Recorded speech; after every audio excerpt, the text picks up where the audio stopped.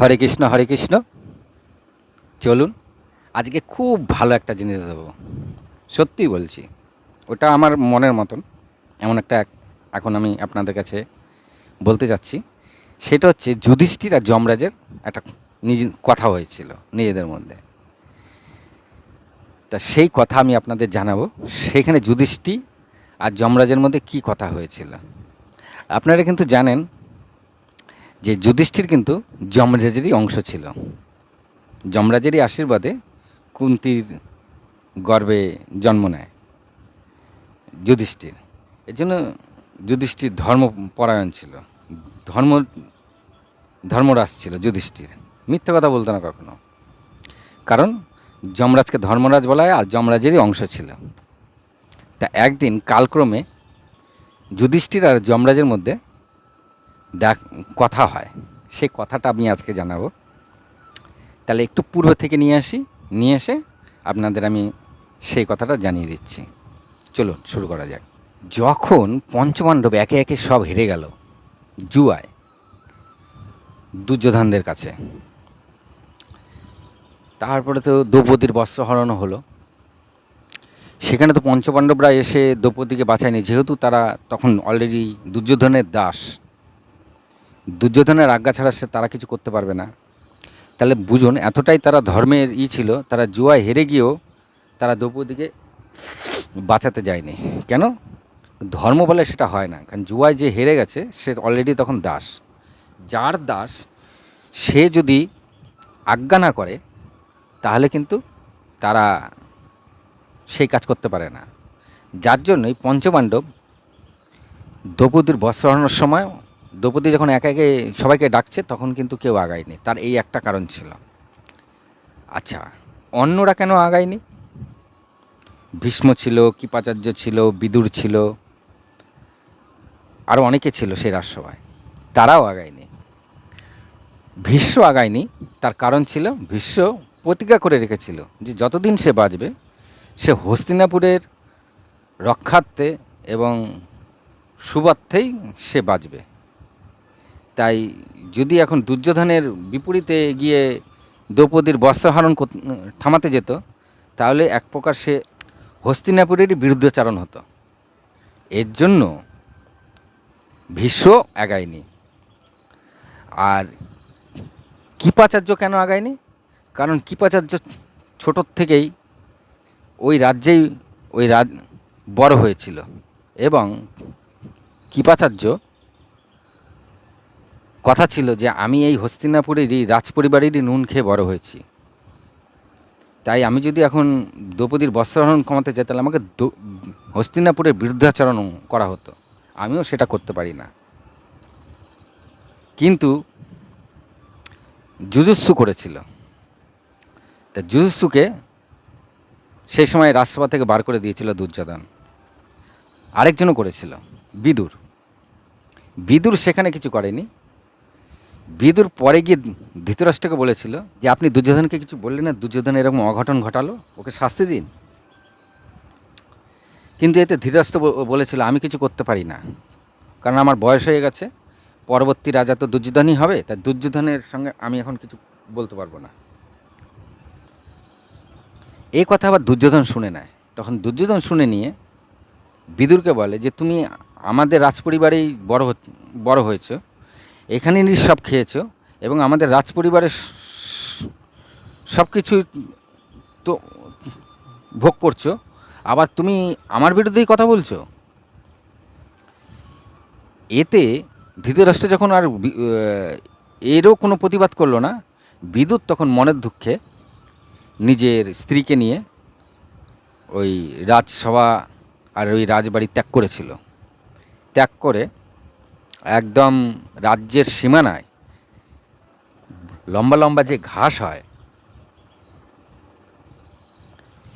সেই ঘাস দিয়ে ঘর তৈরি করে সেখানেই থাকতো এবং ঘাসের মধ্যে একরকম বীজ পাওয়া যেত, এখনও পাওয়া যায়। সেই ঘাসের বীজ ছাড়িয়ে নিয়ে তারা রুটি বা ভাতের মতন করে খেত। এটা ছিল বিদুরের কাহিনী। এখান থেকে বিদুর চলে গেছিল এই কারণে। এইবার তো যা হোক কৃষ্ণ এসে এগুলো ঠিক ঠেকালো। এবার তো বনবাসে পাঠিয়ে দিয়েছে দুর্যোধন পঞ্চপাণ্ডব সহ দ্রৌপদীকে, কিন্তু কুন্তিকে দেয়নি। দুর্যোধনের কথা ছিল যে কুন্তি যদি কে আমি দিয়ে এদের সঙ্গে বনবাসে, লাস্টে ওরা সব রেডি ফেডি করে সৈন্য সামন্ত জোগাড় কোথার থেকে জোগাড়যন্ত্র করে আমার হস্তিনাপুরকে আক্রমণ করবে। তাই দুর্যোধন চালাকি করে কুন্তিকে রেখে দিয়েছিল।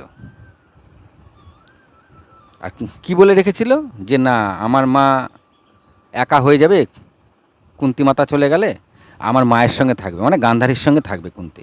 কুন্তি গান্ধারীর সঙ্গেই থাকতো।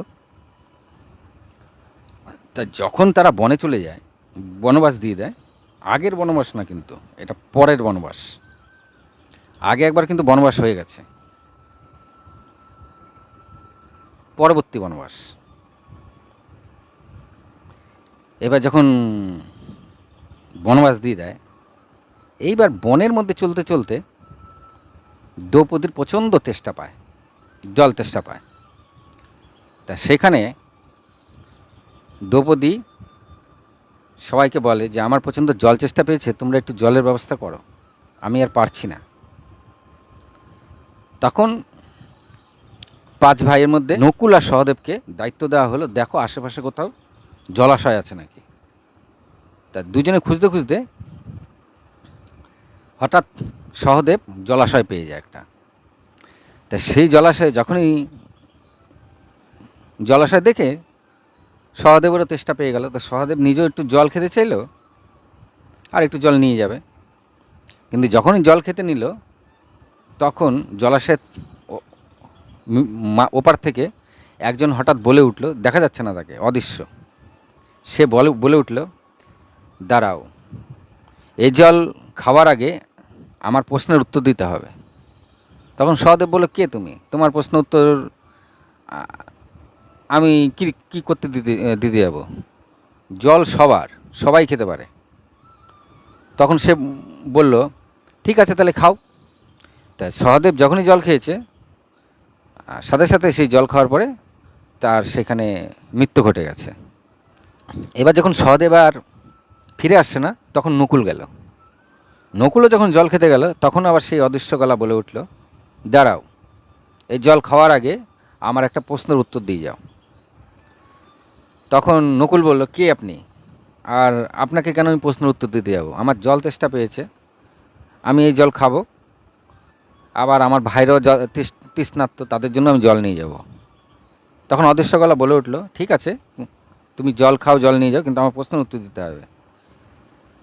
তখন নকুল বলল, আমার প্রশ্ন উত্তর দেওয়ার কোনো এখনও টাইম নেই, বলে জল যেই খেয়েছে ও মরে গেছে।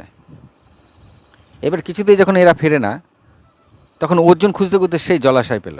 সেখানে গিয়ে দেখে ওরা দুজনই মরে পড়ে আছে।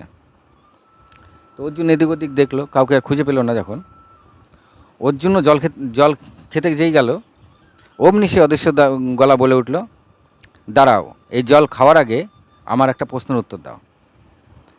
তখন অর্জুন বলে উঠল যে, কে আপনি? আর আপনি জানেন আপনি কার সঙ্গে কথা বলছেন? আমি হলাম অর্জুন, যদি সাহস থাকে সম্মুখে আসুন। তখন যমরাজ সশরীরে উপস্থিত হয়।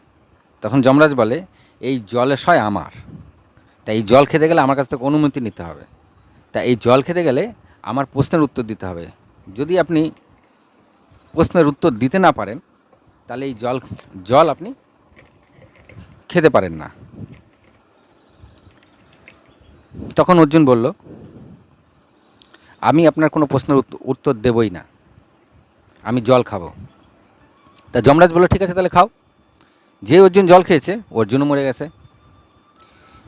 এইবার যুধিষ্ঠির ভীমকে বলছে, কেউ তো আর যাচ্ছে আর আসছে না ফিরে, তুমি গিয়ে দেখো। এবার ভীম খুঁজতে খুঁজতে সেই জলাশয় পায়, সেখানে দেখে 3 ভাই মরে পড়ে আছে। তা ভীম গদা নিয়ে এদিক ওদিক টহল মেরে দেখছে কেউ নেই। ভীম হুঙ্কার দিচ্ছে, কে আমার ভাইকে মারল? সাহস থাকে তো আমার সামনে আসুক। তা যমরাজ আবারও প্রকট হয়েছে, বলছে, তোমাদের 3 ভাইকে আমি বারবার বললাম আমার প্রশ্নের উত্তর দিতে, জলাশয় আমার প্রশ্নের উত্তর দিয়ে জলটা খাও, জল নিয়ে যাও, কোনো ব্যাপার নেই। তা ভীম বলল, তাই বলে কি আপনি আমার 3 ভাইকে মেরে ফেলবেন? জল তো অধিকার সবার আছে, তৃষ্ণার্ত লোক আমরা, তৃষ্ণার্ত যে তার উপর যে কোনো জায়গার জলের সে অধিকারী, স্বয়ং ঈশ্বর দিয়েছে, আপনি কে বারণ করার? ভীমও শোনেনি, ভীমও যেই জল খেয়েছে ভীমও মরে গেছে।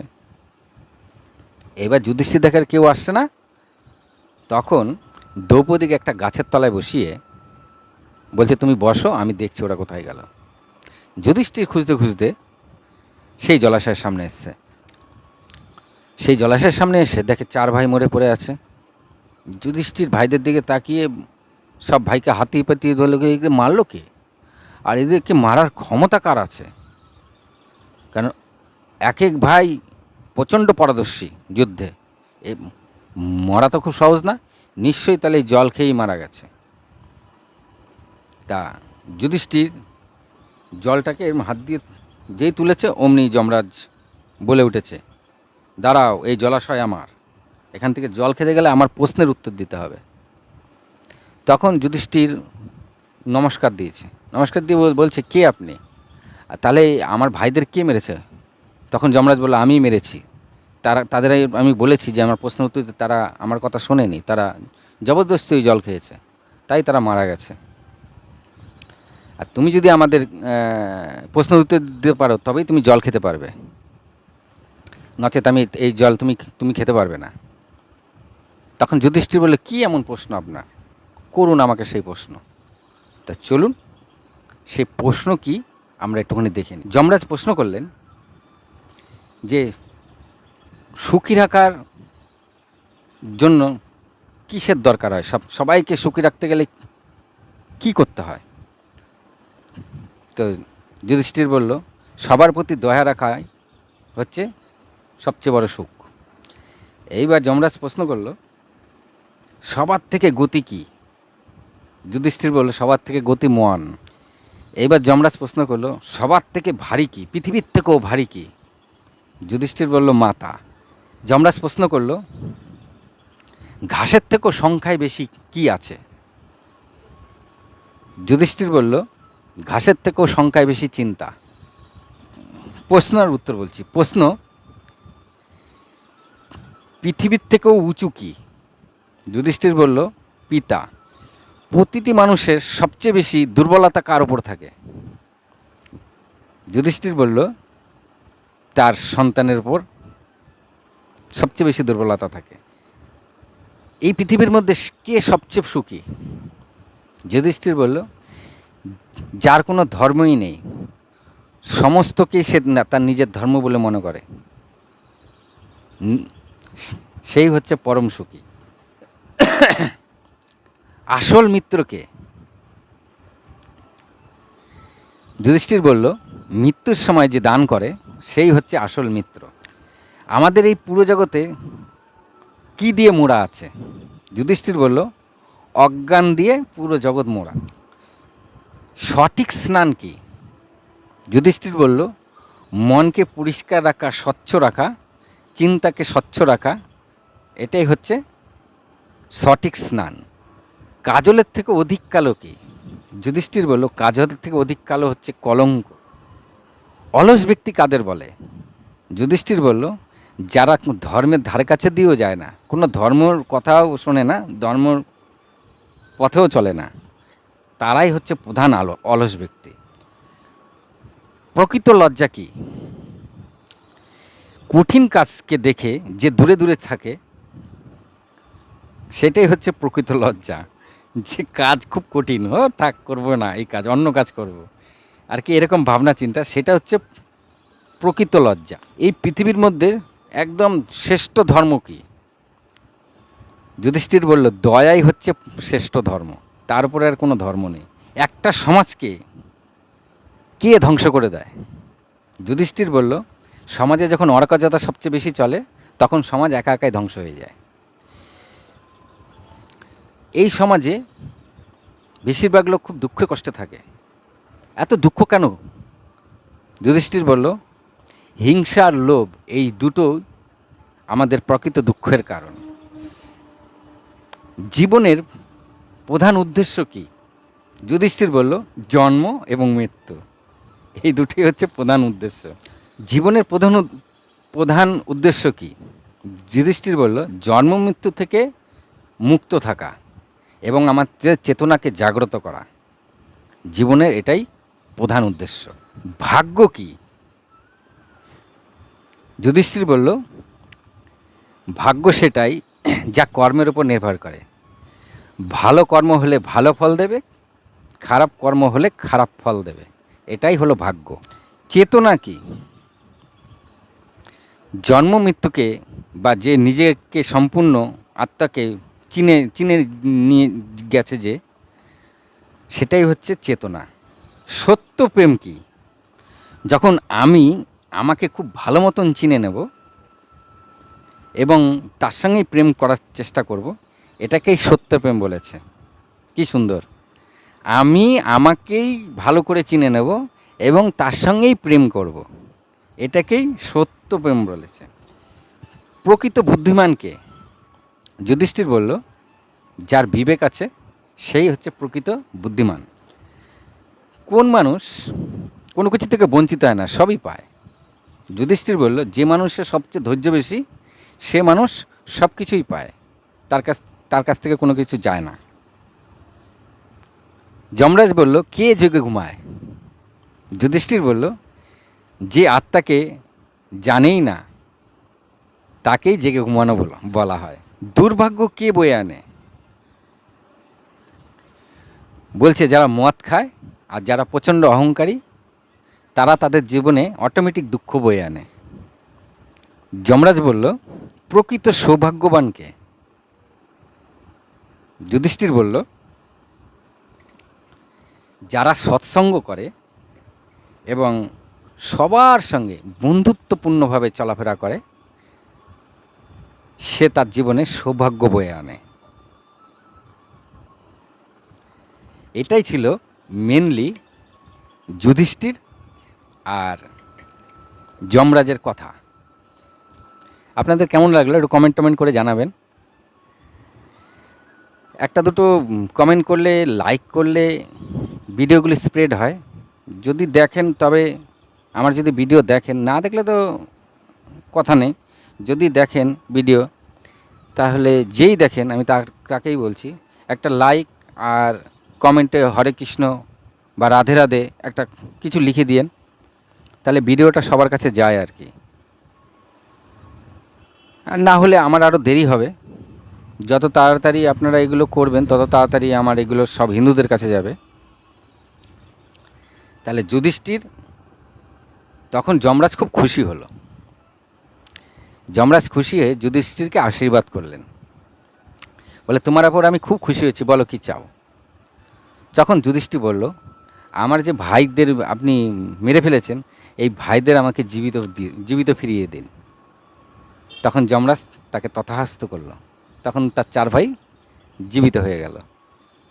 তো যমরাজ বলল আর কি চাও? তখন যুধিষ্ঠির বলল ধর্মেই যেন আমার সবসময় থাকে। যমরাজ বলল তথাস্তু। তারপরে সেই জল সবাই খেলো এবং দ্রৌপদীর জন্য নিয়ে গেল। তা হরে কৃষ্ণ, আজকের কথা আমি এখানে শেষ করলাম। চলুন এবার একটু অন্য কথায় যাই। 1946 সালের 16ই আগস্ট, 1946 সালের 16ই আগস্ট ক্যালকাটা গ্রেট কিলিং নামে একটা ঘটনা ঘটেছিল। সেই সময় কলকাতার যেসব হিন্দু অফিসার বা বড় পোস্টের কোনো হিন্দু যারা ছিল তাদেরকে আগে থেকে সরিয়ে দেওয়া হয়েছিল আমাদের ক্যালকাটার থেকে। কোনো হিন্দু কোনো অফিসার রাখা হয়েছিল না, অন্য ধর্মের লোক ছিল তারা। আর তাদের টার্গেট ছিল হিন্দুদের ওপরে। কেন জানি না, তারা কিন্তু আজও হিন্দুদেরকেই টার্গেট করে রেখে দিয়েছে। এটা কেন করছে একমাত্র তারাই জানে। তাদের যদি জিজ্ঞাসা করা হয় যে আপনার ধর্ম আগে না দেশ আগে, সে কিন্তু এখনও যাকেই জিজ্ঞাসা করা হোক সে কিন্তু আগে বলে আমার ধর্ম আগে, দেশ পরে।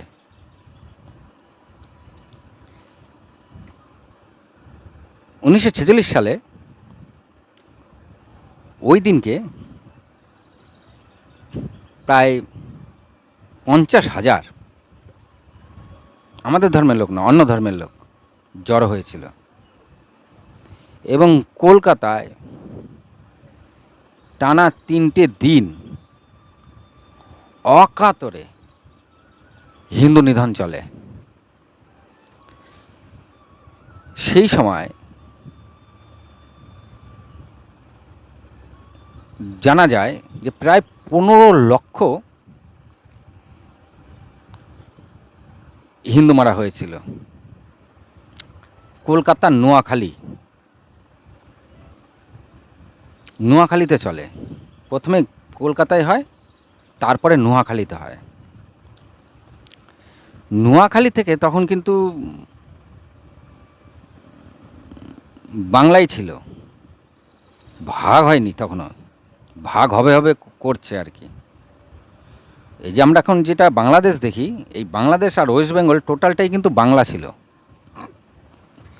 সে সময় ব্রিটিশ সরকার ম্যাপে একটু ভুল করে ফেলায়, যেখানে হিন্দু বেশি ছিল সেই জায়গাটাও অন্য ধর্মের লোকেদের হাতে দিয়ে দেয়।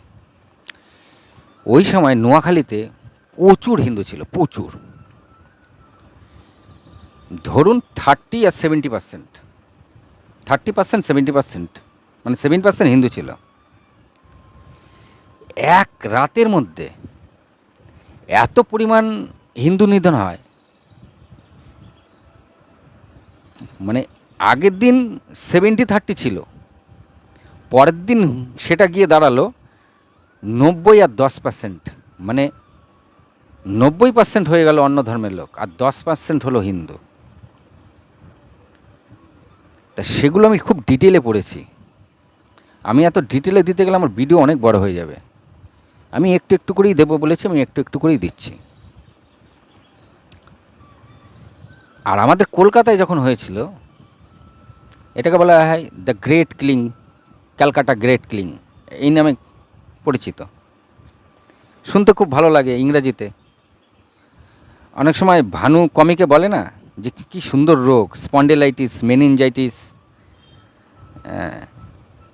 অ্যানফ্যালাইটিস, সুন্দর সুন্দর রোগ। এরকম সুন্দর সুন্দর রোগ যদি আমার হতো খুব ভালো হতো। কি ওলা ওঠা, বাংলায় ওলা ওঠা, এসব আর কি আমাদের বাংলায় নাম ছিল, সেগুলো পছন্দ না। কিন্তু মেনিনজাইটিস, অ্যানফ্যালাইটিস, এগুলো শুনতে খুব ভালো লাগে।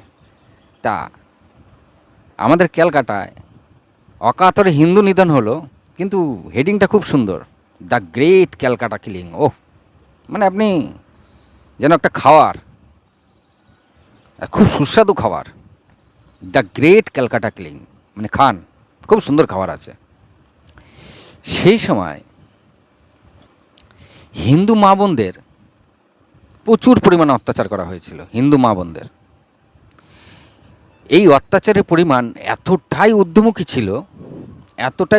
ছিল যে মেয়েগুলিকে মেরে, বাড়ির বউগুলিকে মেরে, ছেলেদের কথা বাদ দিচ্ছি, আমি মা বোনদের জন্য যেমন মন কাঁদে তার একটা উদাহরণ দিচ্ছি, উদাহরণ অনেক আছে, শেষ করা যাবে না।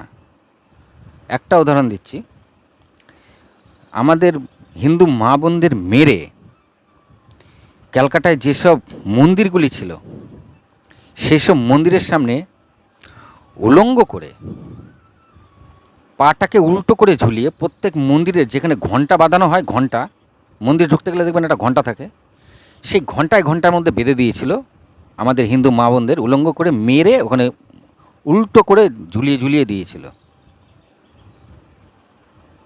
অত্যাচারের তো একটা সীমা থাকা দরকার।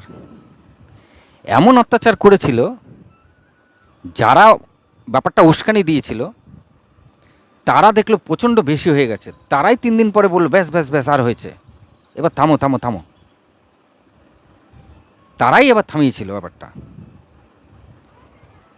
এইখানে আমরা আরেকজন হিন্দু, আমি ওনাকে নমস্কার করি। সে সময় আমি জীবন ছিল কিনা আমি জানি না, যদি থাকতো খুব ভালোই হতো। সেই সময় একজন আমাদের হিন্দুদের হয়ে দাঁড়ায়, তার নাম হচ্ছে গোপাল পাঠা, জানেন হয়তো অনেকে। ওনার কারণে এটা খানিকটা বেগ পায়, তো শুনতে অনেক ভালো লাগে। আরেকটা জিনিস আমি এই কথার মাধ্যমে আমি বলে দিতে চাই, দেখুন দাঙ্গা যে বলে, দাঙ্গা কথাটা, দাঙ্গা একটা কথা তো, ইংরেজিতে বলে রায়েট। রায়েট লেগে গেছে, পালাও পালাও, দাঙ্গা লেগেছে, ঠিক আছে, এখান থেকে চলে যেতে হবে। তা দাঙ্গা হোক বা রায়েট, যদি দু দল সমান প্রতিপক্ষভাবে একে অপরেরকে মারামারি করে, সেটাকে দাঙ্গা বলা হয়। দাঙ্গার মেন ডেফিনেশন, মানে রায়েটের মেন ডেফিনেশন হচ্ছে দুটো দল সমান তালে একে অপরকে যদি কিলিং করে, সেটাকে দাঙ্গা বলে বা রায়েট বলে। কিন্তু ইতিহাসে আমরা যখনই পেয়েছি, তখনই দেখেছি খালি হিন্দুদেরকেই মারা হয়েছে,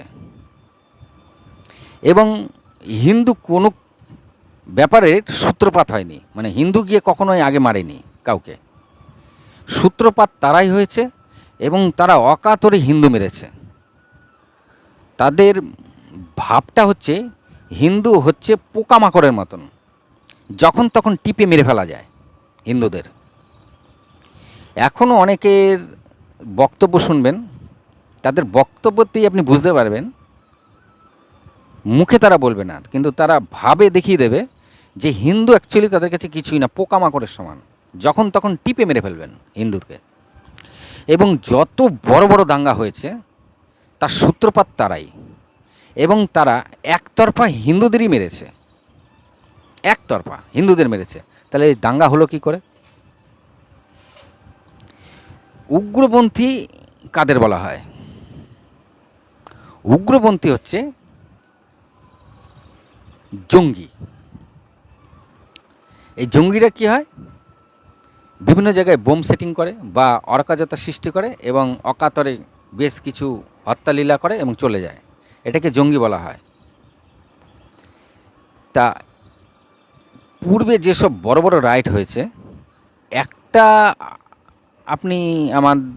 আপনি একটাই বার করে দেখান যে যেখানে হিন্দুরা আগে গিয়ে এগুলো শুরু করেছে, এবং আগে গিয়ে তারা মারামারি করেছে, এবং তারা এত লোক অন্য লোকেদের মেরেছে। যদি আপনি পুরোপুরি ব্যাপারটা দেখেন, এরকম কোনো কিছু পাবেনই না। সূত্রপাত তারাই, এখনও তাদের দুটো তিনটে সূত্রপাত আছে, সেগুলো আমি তুলে বন্ধ করে দিচ্ছি। আবার অন্য আরেকটা গল্পে আবার এই গল্পটা করব, খানিকটা আরেকটু ভেঙে। এখন তারা দেখবেন কোজাগুড়ি লক্ষ্মী পূজার দিন তাদের টার্গেট থাকে। এটা দীর্ঘ প্রায় প্রত্যেক বছরেই এই একটা টার্গেট দেখা গেছে, কোজাগুড়ি লক্ষ্মী পুজো, এটা ফলো রাখবেন। 2 নম্বর হচ্ছে সরস্বতী পুজো। দেখুন আমি যেগুলো বলছি এগুলো সম্পূর্ণ আমার নিজের, আমি এগুলো ঘেটে ঘেটে ঘেটে ঘেটে দেখলাম, তারা ওই দিনগুলোকে খুব ভালো মতন বাঁচে। লক্ষ্মী পুজো, সরস্বতী পুজো আর দুর্গা পুজো, এই 3টে পুজোকে তারা বাঁচে। আরেকটা জিনিস দেখবেন, তাদের ম্যাক্সিমাম হই হুল্লোড়, মারামারি কাটাকাটি শুক্রবারের দিনকে হয়, কারণ তারা শুক্রবার দিন এক জায়গায় মিলিত হয়, এবং কেউ একজন উস্কানি দেয়, তারপরে তারা খেপে যায়। অ্যাকচুয়ালি যে উস্কানি দেয়, যারা থাকে সেখানে, তারাও একবার ভাবে না যে উনি যে বলছে সেটা কি সত্য না মিথ্যা। রিসেন্টলি একটা গণেশের পায়ে কোরআন রাখা হয়েছিল, সেইটা নিয়ে মন্দির তো অকাতরে মন্দির ভেঙেছে, প্যান্ডেল ভেঙেছে, প্রচুর মূর্তি ভেঙেছে, এবং অনেকগুলি পাড়াকে জ্বালিয়ে দিয়েছে, এবং প্রচুর হিন্দুকেও মেরেছে। লাস্টে কি বেরোলো, যে না তাদেরই একজন লোক মাঝরাতে কোরআনটা গণেশের পায়ে রেখে দিয়েছিল। তাহলে বোঝা গেল আমি কি বলতে চাইছি। তা আজকে এই পর্যন্ত, আবার অন্য অন্য গল্পতে আমি করবো অল্প অল্প করে। হরে কৃষ্ণ, হরে কৃষ্ণ, আজ এই পর্যন্তই।